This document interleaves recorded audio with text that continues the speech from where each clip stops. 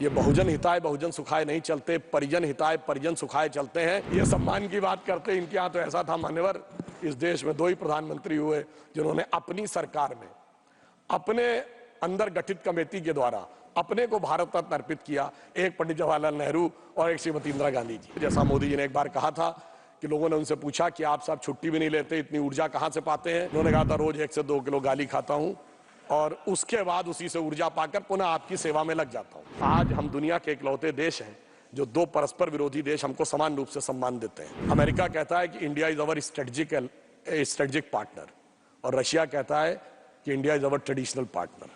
यह स्थिति जो मोदी जी के नेतृत्व में आई है, मैं कहना चाहता हूं आप लोगों से, मोदी जी की तरफ से, कि पत्थर पिघलाने का हुनर मुझे आता है, पत्थर को यूं पिघलाने का हुनर मुझे आता है, मैं वो कतरा हूं कि समंदर मेरे घर आता है। ये बहुजन हिताय बहुजन सुखाय नहीं चलते, परिजन हिताय परिजन सुखाय चलते हैं।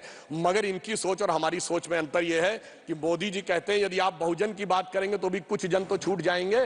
तो मोदी जी उस विचार से प्रेरित हैं जो कहती है सर्वे भवन्ति सुखिनः सर्वे सन्तु निरामया सर्वे भद्राणि पश्यन्तु मा कश्चित् दुःख भाग् भवेत्। सबको मिलेगा, जो सरकार की नीतियां होंगी, सरकार के लाभ होंगे, वो सबको मिलेंगे। इसमें किसी भी प्रकार का जो भेदभाव हमारी तरफ से नहीं किया जाता है।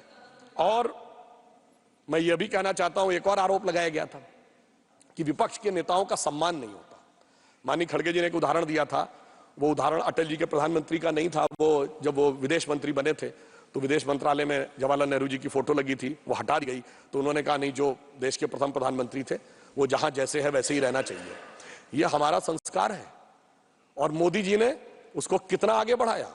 सरदार पटेल की मूर्ति दुनिया की सबसे ऊंची मूर्ति बना दी। हमने इस बात की चिंता नहीं की कि उनके कालखंड में संघ पर प्रतिबंध लगा था, मगर अफसोस की बात यह है कोई भी आज तक गया नहीं है। अब ये बताइए, भारत रत्न मदन मोहन मालवीय जी तो कांग्रेस के अध्यक्ष थे, उन्हें भारत रत्न मिला। प्रणब मुखर्जी जी कांग्रेस के नेता थे, उन्हें भी भारत रत्न मिला। क्या पद्म अवार्ड तरुण गोगोई जी को नहीं मिला? क्या एससी जमीर जी को नहीं मिला?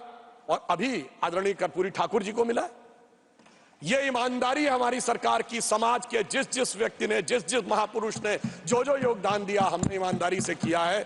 और इनके यहां ये सम्मान की बात करते, इनके यहां तो ऐसा था मान्यवर, इस देश में 2 ही प्रधानमंत्री हुए जिन्होंने अपनी सरकार में अपने अंदर गठित कमेटी के द्वारा अपने को भारत रत्न अर्पित किया। एक पंडित जवाहरलाल नेहरू और एक श्रीमती इंदिरा गांधी जी। इन्होंने अपने नेताओं को नहीं दिया, हमने सबको दिया। ये मोदी जी की विराट सोच और इन चीजों के बारे में हमारा जो नजरिया है वो उसको दर्शाता है। और मैं ये भी कहना चाहता हूं कि ये उदारता मोदी जी कब दिखाते हैं? जब उनके लिए क्या क्या शब्द नहीं बोला जाता है। मतलब मृत्यु का प्रकार से लेके अनेक प्रकार की बातें, कब्र खुदेगी वगैरह वगैरह, जाने क्या क्या चीजें हैं। मगर उससे अविचलित रहते हुए, जैसा मोदी जी ने एक बार कहा था कि लोगों ने उनसे पूछा कि आप साहब छुट्टी भी नहीं लेते, इतनी ऊर्जा कहां से पाते हैं?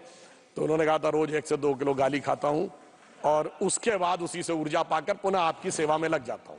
आप सोचिए, आज डिजिटल डाटा का जमाना है।